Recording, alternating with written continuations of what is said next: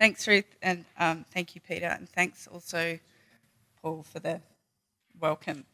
I'd also like to begin with an acknowledgement that we're meeting on Ngunnawal and Ngambri country and that sovereignty of this land remains unceded, and to pay my respects to elders past and present and to extend that respect to First Nations people here today. So with my 15 minutes, I'm going to take you back to the 1930s and I'm going to tell you a story, and I'm sure that many of you will know this story, about a series of contests around public education. And what's unfolding in the contemporary moment is in many ways also a contest over public education, over education of the settler public, over school education, and also the stories we tell ourselves, and over our capacities as settlers to listen to the truths that might challenge or confront these stories. So let's go back to April 1937, when the first so-called Aboriginal Welfare Conference was held here in Canberra at Parliament House. This was the first conference attended by representatives of all states and the Northern Territory, with the exception of Tasmania. And this was the first time that administrators charged with implementing legislation targeting Aboriginal people discussed their approaches at a national level. At the time, Australia was being subjected to some negative international attention due to its treatment of Aboriginal people, and so the conference was in some ways responding to that. This also came at a time when the issue of who had the authority to speak as expert on Aboriginal affairs was being contested by missionaries, anthropologists, and also Aboriginal people, a contest that also often played out publicly in the press.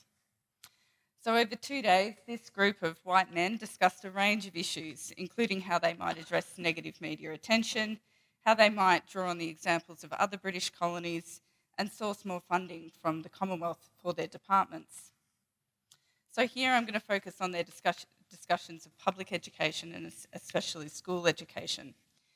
So in the 1930s, school access for Aboriginal and Torres Strait Islander children was only sometimes accessible, and schools on reserves and missions were often subpar, often staffed by unqualified teachers.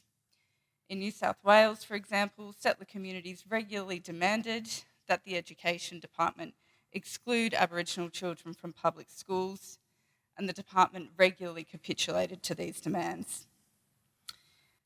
At the same time, school exclusions and unqualified teachers and a limited curriculum was frequently protested on the ground by Aboriginal families and communities. And they used a number of methods, drawing on union support, writing letters and petitions, sending deputations to meet with head teachers. So grassroots campaigning against inequitable schooling was sometimes effective, and it was becoming increasingly organised at this time, by the mid-1930s especially.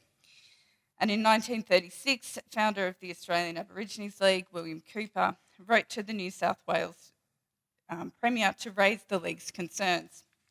He argued that, quote, the schools now provided for Aboriginal children be raised to the standard of schools provided for white children. And he added that, quote, our people say that they want their children to be able to become doctors, nurses and teachers. Groups such as the Aborigines Progressive Association, founded in June of 1937, collected and shared information and strategies. And throughout 1937, a number of fierce and highly publicised contests over schooling in places like Walbrook and Brewarrina led the New South Wales Education Minister to label the issue of Aboriginal children's education as political dynamite due to the rising tide of public interest. In spite of this groundswell of grassroots campaigning, addressing the systemic issues was a tougher fight. Aboriginal and Torres Strait Islander representatives had been excluded from the National Aboriginal Welfare Conference in April. Although several organisations and groups had made submissions, these were not engaged with in any sustained way. And the resolutions of the conference to aggressively pursue assimilation showed how little heed was paid to Aboriginal people's self-advocacy at this time. So I'm going to jump ahead a little here to November of 1937 and then on to the following year, 1938, to look at another contest about and through public education. So 7 months after the conference in Canberra, in November 1937, following a campaign and repeated calls from William Ferguson, a parliamentary select committee inquiring into the administration of the New South Wales Aborigines Protection Board finally commenced in Sydney. At the same time, in Melbourne, the Argus published an announcement that plans for the observance of Aborigines throughout Australia of a day of mourning, simultaneously with the 150th anniversary celebrations in Sydney, had been announced by the Australian Aborigines League. And the day of mourning was born out of a meeting that was convened by Cooper in Melbourne. And more publicity followed. Both the League and the APA promoted the event. They invited all Aboriginal people to attend. Jack Patton and Ferguson published the pamphlet Aborigines Claim Citizen Rights.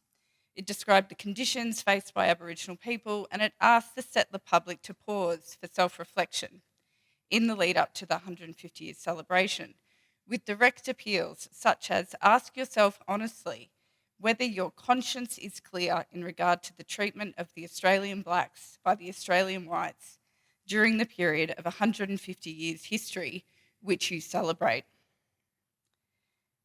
The Day of Mourning protest was held in Sydney on the 26th of January 1938. It was a direct response and a challenge to the celebratory activities marking the 150-year anniversary of invasion that included a parade, a reenactment of the landing, and a sailing regatta in Sydney Harbour. And the conference was held after the protest. Non-Aboriginal people were not included, with the exception of some press, a clear refutation of the exclusion of Aboriginal and Torres Strait Islander representation at the so-called National Aboriginal Welfare Conference that had been held in April. But this point was also directed to the ongoing New South Wales Parliamentary Select Committee that similarly refused to hear evidence from Aboriginal people. So the delegates at the Day of Mourning conference discussed a range of issues, including their demands for greater civil and land rights. And education for Aboriginal children was on the agenda at this conference too. And it centred on the importance of improving the standard of education available. Pearl Gibbs spoke of the conditions in the school at Brewarrina, where the children are taught by a man who is not a qualified teacher. Jack Patton's address also emphasised the importance of education. He said, "We do not wish to be left behind in Australia's march to progress. Aboriginal inequality is not a matter of race, it is a matter of education and opportunity." Education of the settler public was also on the agenda. Conference delegates urged the need to educate settler public about the contemporary conditions and the repressive legislation that Aboriginal people were faced with, as well as the history and the impact of invasion and colonisation. Doug Nichols, for example, argued that the public does not realise what our people have suffered for 150 years. And Patton too pointed to the historical importance of the contemporary issues. He said, "This land belonged to our forefathers 150 years ago, but today we are pushed further and further into the background. Our purpose in meeting today is to bring home to the white people of Australia the frightful conditions in which the Aboriginal people of this continent live." The Day of Mourning campaign made some important political gains. After the conference, Patton led a deputation to meet with the representatives of the New South Wales government. He spoke of his frustration with the select committee process and added that this was made worse because education has been withheld from our people and they only know that they are at the mercy of the administration. And a few weeks after the conference, a deputation met with Prime Minister Lyons.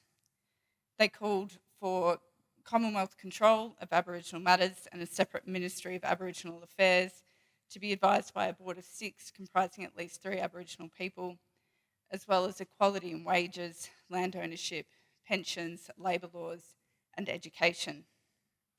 Lyons said that the Commonwealth government was sympathetic, but that the experts, and here he means white experts, gave advice and often differed in that advice amongst themselves. And besides, Lyons told the deputation the Constitution did not allow for Commonwealth control. The Day of Mourning campaign was unable to make any immediate impact on policymakers or administrators. Very little changed on the ground. and any moves towards progress were sidelined with the onset of war. The day of mourning protest has, however, become a touchstone for organised Aboriginal political activity. It is often referred to as the beginning of a concerted First Nations movement for Aboriginal rights. It continues to be celebrated every year through NAIDOC Week and is echoed through annual Invasion Day protests too. And to the settler public, it has become one of the most well-known campaigns. It was a masterclass in public education. And the Day of Mourning is just one example of how important effective public education has been in Indigenous rights campaigning. It followed the example set, for instance, of the activism of the Australian Aborigines Progressive Association in the 1920s that recognised the need, as John Maynard has shown, to awaken the public conscience. And it also paved the way for protests that followed, such as the Cumragunja walk-off in 1939. So by telling you this story today about the contest over public education in the 1930s, I hope I have provoked some reflection about how the stories that settlers, both publics and governments, tell ourselves about our histories and about the long-standing resistance and incapacities to listen to the truths in the articulation of First Nations people political aspirations. The dominant settler version of history, disseminated through government-directed public education, popular culture and literature, the media, as well as in curriculum taught in Australian schools, has been based on a narrative of European discovery, exploration, settlement and progress, rather than a more accurate account of invasion and attempted dispossession of First Nations. The impact of this Captain Cook curriculum on First Nations people and the experience of being in classrooms where this version of history was taught as the truth and accepted as such by non-Aboriginal teachers and students is a common theme in oral histories and autobiographies, and indeed many other accounts of childhood in school. And of course, while it's impossible to measure, the common settler refrain of "we didn't know" or "I don't know because I didn't learn about that in school" is one marker of the ongoing effect of these narratives on the settler public. And it also makes clear the imperative for First Nations public education campaigns now. As much as in 1938, when settler public sentiment was being whipped up into a celebratory frenzy over the 150-year anniversary. So public education is central to Aboriginal political campaigns now and then, and it will continue to be even as the settler public and the government become hopefully more willing to listen and to address systemic injustice.